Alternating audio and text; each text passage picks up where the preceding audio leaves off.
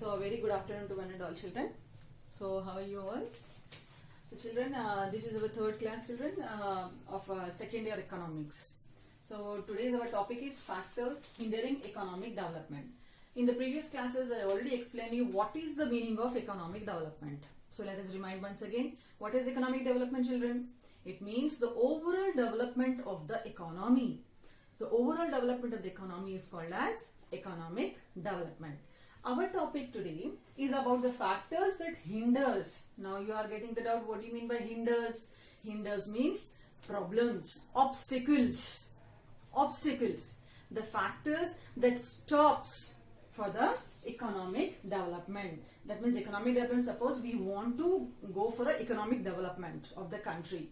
But there are certain factors are there like lack of natural resources, lower rate of growth of human capital, poor infrastructure, vicious circle of poverty, low rate of capital formation, socio-cultural constraints, agricultural constraints, foreign exchange constraints. So these are all the factors that are creating problem for the economic development. And this is a very important question from the examination point of view. So what are the factors? One by one we'll discuss the factors that stops the economic development, that are creating problem for the economic development. Okay, that obstacles for the economic development. So the first subheading is lack of natural resources. What is the first subheading, children? Lack of natural resources.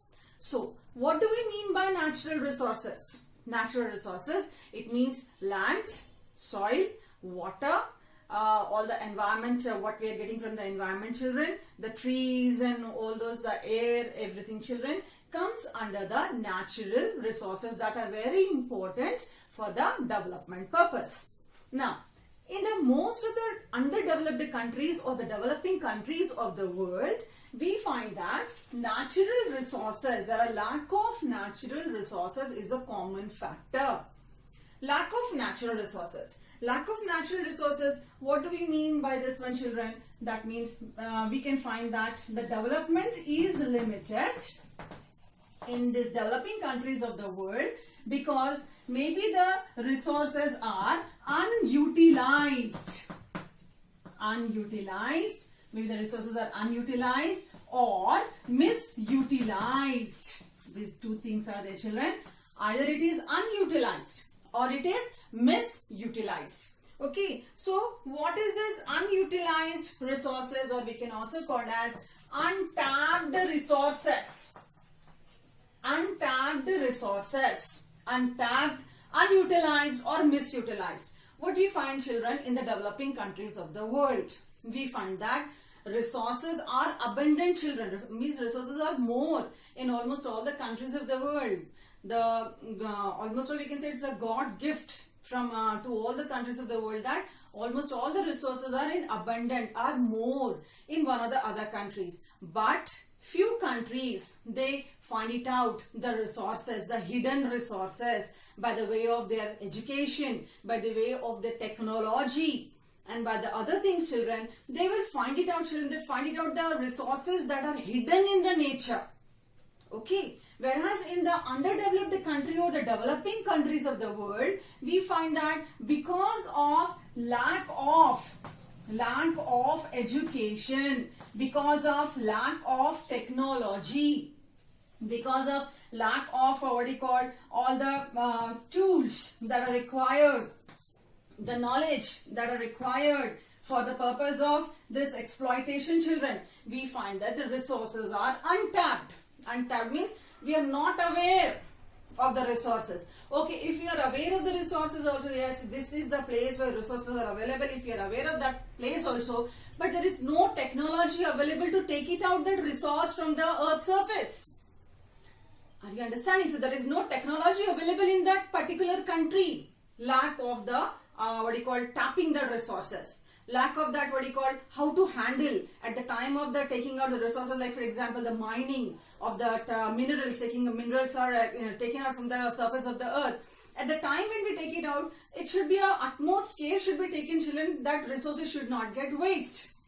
So most of the cases what happen, these type of works mostly done by the illiterate or ignorant people without the what you call the supervision of the perfect supervisor. So because of that we find the resources will be misutilized.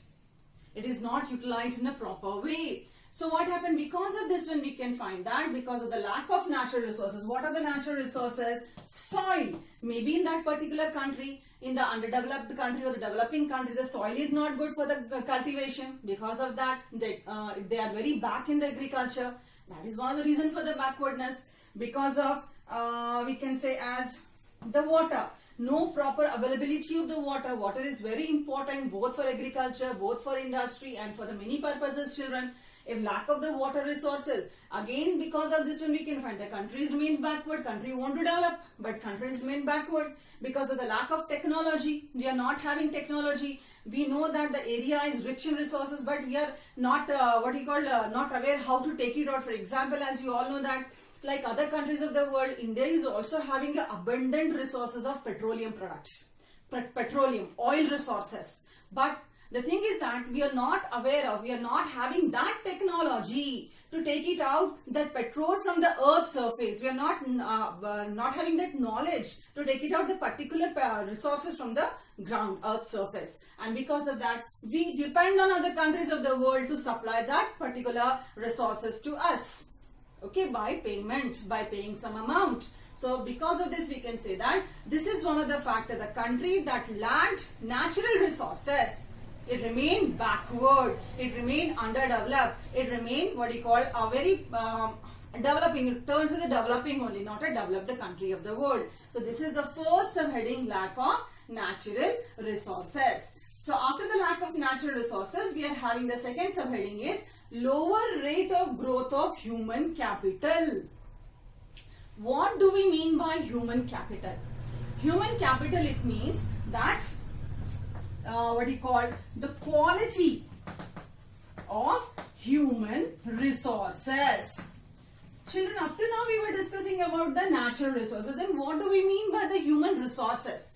Human resources means the people, those who are skilled, those who are educated, those who are having all the knowledge, trained one, those who are helpful for the society, for the development of the country. Those people we call as human resources. For example, doctors, engineers, teachers, lawyers, scientists are called as human resource because they use their knowledge not only to develop them but also to develop the society or the country.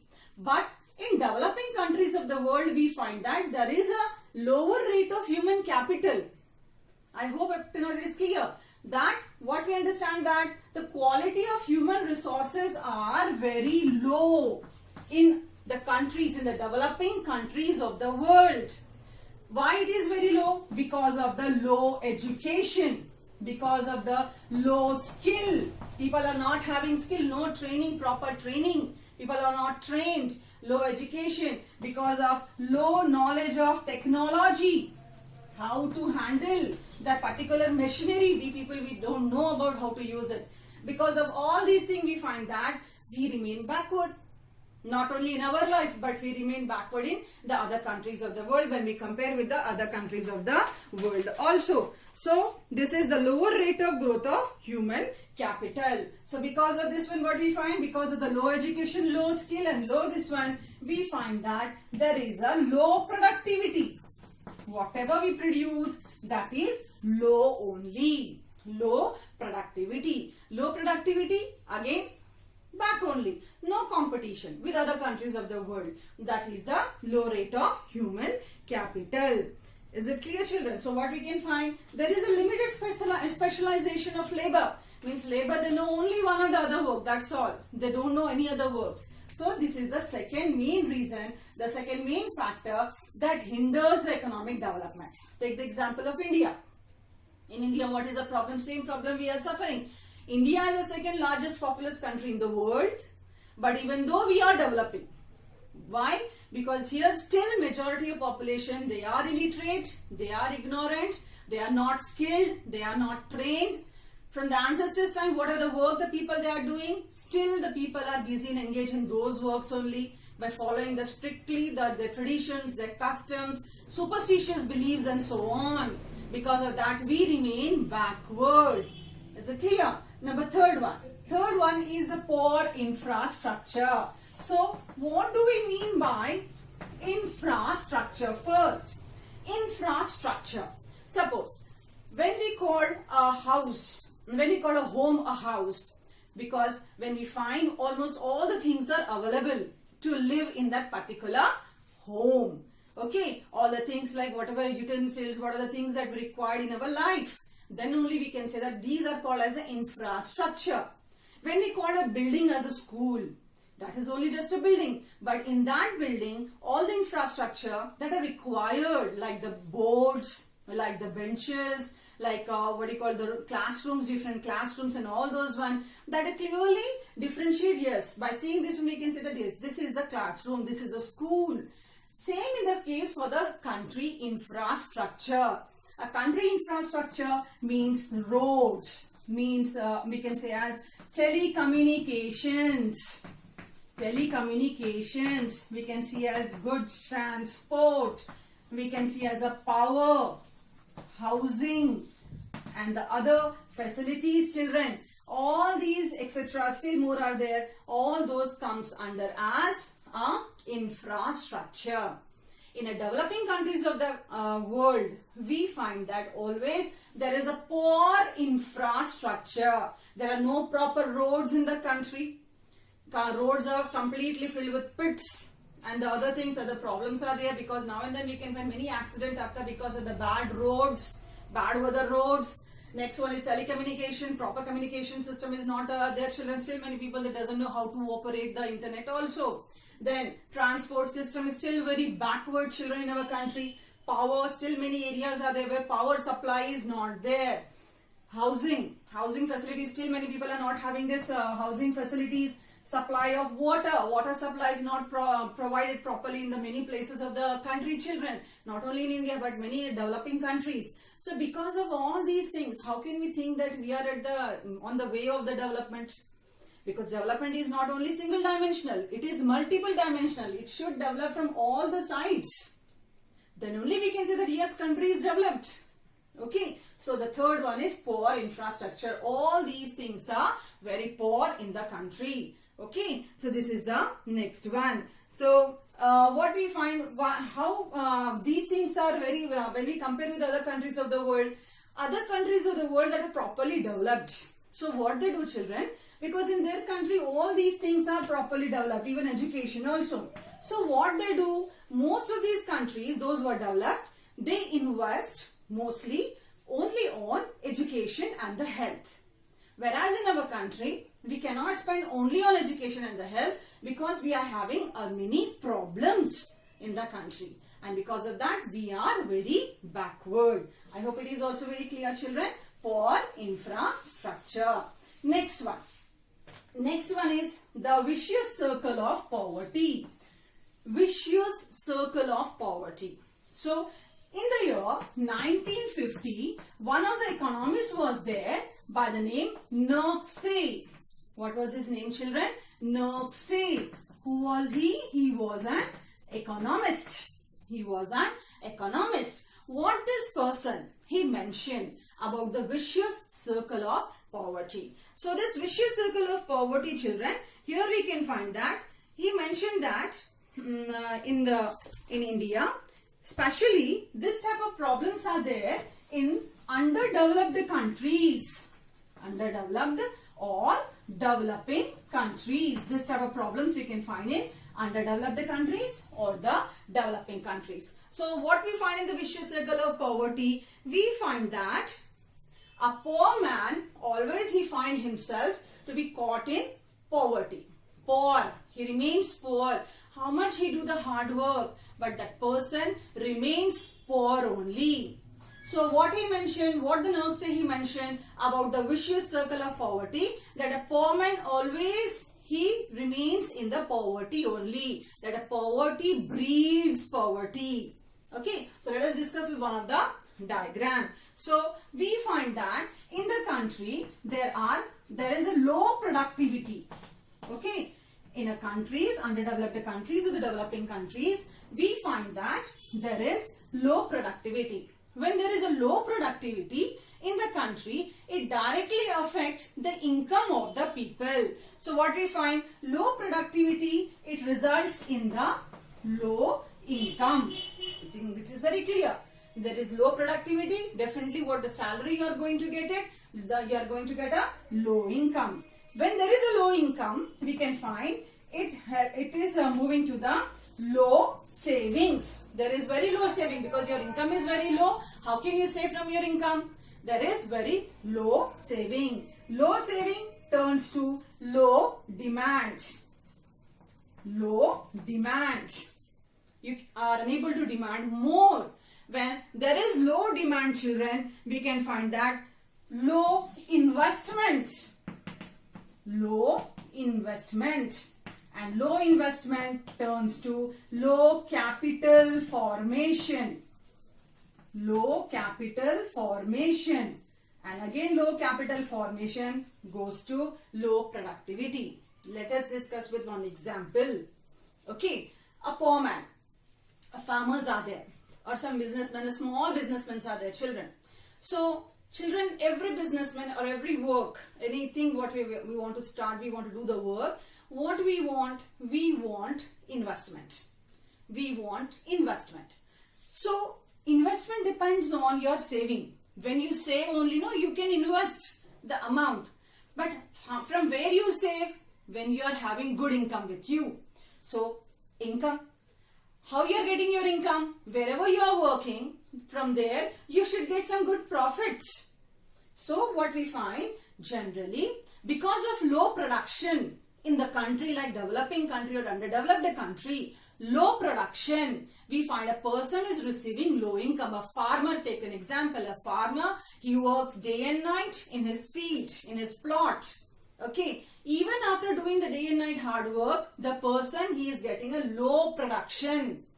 When the low production is there, can we imagine the farmer saves a lot of amount of money, huge amount of money? No. So definitely his income is low. Because of his income, his savings are low. When his savings are low, he cannot keep any more investment for his next crop. So investment will be low. When investment is very low, because with that investment he has to purchase seeds, some inputs, what you call power charges, water supply and many things, children. So with low investment he cannot purchase good capital. What is capital? All those resources that are important, that are useful for the production purpose, like inputs, machineries, buildings, tools, equipments, called as capital. But because he is not investing, his capital formation is very low. So he is keeping less investment. How can we imagine that he is going to get a more productivity, more production? Again it is going to low productivity. So this cycle goes on. And this cycle is called by Nurse as vicious circle of poverty. This is a common problem that we find in developing countries of the world and the underdeveloped countries of the world. So I think it is very clear, children, what is a vicious circle of poverty. After the vicious circle of poverty, children, we are having the next one, low rate of capital formation. Low rate of capital formation. Just now I explained in the vicious circle of poverty to you how the capital formation is very low. So how it is related, children? In developing countries and underdeveloped countries, we find that low income, a person receives low income. Because of low income, low savings. Because of low savings, low investment. Because of low investment, low rate of capital formation. Low rate of capital formation. This is a general thing, children, in the developing countries or underdeveloped countries of the world. So low rate of capital formation, a person is unable to, because he is getting low income, children, low savings and low investment. With this investment, where he is going to invest now? Whether is he going to invest on the crop, or he can think about the purchase of new machineries like big tractors, harvesters and many other things. No, he cannot think on all those things, on the machineries, because again he has to start his new cultivation by the purchasing of seeds and all those things. So with this low investment, his capital formation is very low.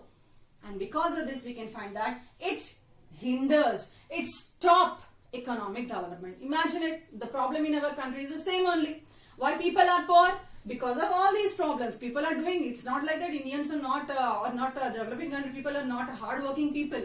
All are very hardworking people that we find in these countries. But instead of all these one, we find that they remain backward. They are not coming in a developed range. So this is also one of the important reasons, children, the factors that hinders economic development. That is a low rate of capital formation. Next one is socio-economic constraints. Constraints are problem that stop the growth. What are the socio-cultural problems that we find, children, in our country? So in our country we can find, not only in our country but in the many developing countries of the world, the people, they have the traditional beliefs. People, they have the traditional beliefs. People, they follow some of the customs. Some of the customs in the developing countries. Not only that one, children, here we can find that most of the people, they are very backward. Even they don't want to change their occupations, children. That is also one of the main important reason. And money spent. Here the people, they spent money on social obligations. On social obligations like marriages, like ceremonies, birth ceremonies, death ceremonies, and etc. Not only this one, we can find in this one bad administration. Bad administration, also one of the reasons, children, for all these one. And bribery, we people believe mostly in bribery. And high time of leisure. High time of leisure. Let us discuss one by one. So another factor is socio-cultural constraints. Means how this factor is hindering, it's stopping economic development. Children, we find that most of the people, they follow traditional beliefs. Okay, many people, they follow traditionally that what our ancestors, they did know. Okay, our forefathers, they did, we have to follow the same thing. In case of children, we can find the customs also. They don't want to change their customs. They don't want to change the occupations. I think you remember that once the time was also there in our country when India was a backward country. It was like that a farmer's son should be a farmer only. A priest's son should be a priest only. Okay, that means the occupation of the children were also decided by the society based on the occupation of their parents. Okay, but later on, with the help of modernization and the education, these things a little bit changed in our country. But in the backward countries of the world, still the people, they follow the same occupation what was followed by their father and the forefather or their ancestors, and they remain backward. That means it's like that they're closing their eyes. They don't want to develop. They don't want to see any development for themselves. Just strongly believe that they are getting something good if they follow some traditions from their forefathers. Next one, money spent on the social obligations. This is a common thing that we find, children. We find that even in our country, this type of problem is there. That we find that to fulfill, that to make the other people happy in the society. Like for example, the birth ceremonies, right? We'll start from the birth ceremonies. As soon as a child takes birth in a family, the family celebrates that the particular function by spending huge amount of money. Even no matter they have to take some loan from other people. And all the ceremony starts after that, one by one. People, they compulsory, they believe that they have to do that ceremony. Even at the time of death also, death ceremonies are celebrated. At the time of marriages, people are ready to sell their properties or the lands for the sake of dowries. So what we find in children in this one, the people mostly in developing countries, they are spending huge amount of money on social obligations. That they feel that no, compulsory they have to spend money on that. Okay, and to spend the money on that, let them to come on the roads. Let them to sell everything. Okay, so that is also, we can say that where we can feel that the person is thinking, the family is thinking, or society is thinking for development. Okay, so bad administration. If the administration is very bad, if the government is very bad, that also affects children, the society. Bribery, corruption. This is very common one. And high time of leisure. We know that we people, we want to spend more time on leisure. We want to spend more time on free work. that don't want to do any work. We want to sit idle, lazy at home instead of doing some work. How much the capacity we are having to do the work, we are not recognizing that capacity, but we want to enjoy our leisure time, free time, instead of doing the hard work. That makes us to be back in the race of competition. And where there is no competition, where you can think about the development. So this is as the one of the important one, socio-economic constraints. Next, after the socio-economic constraints, we are having agricultural constraints. What is agricultural constraints? What are the problems that agriculture is facing in a country like developing countries or underdeveloped countries? Children. So agricultural constraints, children. Here we can find the developing countries, because we are discussing especially about the developing countries. Most of the countries are agricultural countries. Most of the countries are agricultural countries. They depend on agriculture. More number of people, they are engaged in agriculture. They engage in agriculture directly or indirectly. Take our example also, India's example. So here we can find the country's GDP, gross domestic product also, it comes from agriculture, children. So when once a country that depends on agriculture, suppose take India, this is one of the constraints that we can find. But in that country, when our GDP is depending on such a sector, whether do we have the technology, proper technology?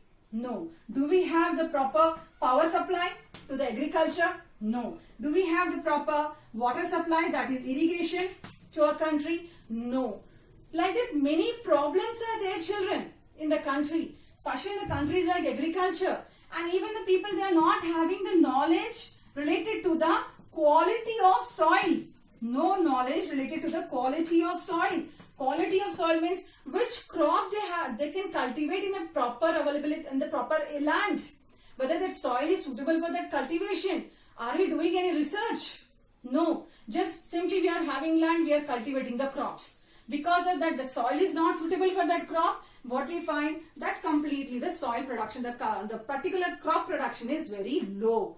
Production is low, income is low. Income is low, saving is low. Saving is low, investment is low. Investment is low and capital formation, and again low productivity. The cycle, you have to remember it. So this is the agricultural constraints. A country remain backward forever. And the last one, children, it is about foreign exchange constraints. Foreign exchange constraints. What is this foreign exchange constraints? So, in the foreign exchange constraints, we can find that rise in exports. Rise in exports, especially in developing countries of the world. In developing countries of the world, we find that there is a rise in exports, children. So, this rise in exports in the developing or underdeveloped countries will make them, the children, to face the international fluctuations. International fluctuations. Fluctuations in what? Fluctuations means what, children? Ups and downs. Already in first year we discussed about the fluctuations. Means ups and downs when it is not constant. So fluctuations in demand for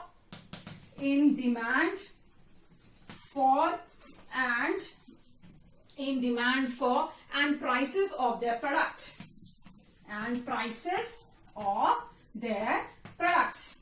So this we can call as foreign exchange constraints. That means underdeveloping countries or developing countries, they are facing a big problem at the world level, at the international level, due to the ups and downs. They are unable to bear it. This changes. Ups and downs of the demand for their products and the prices of their products.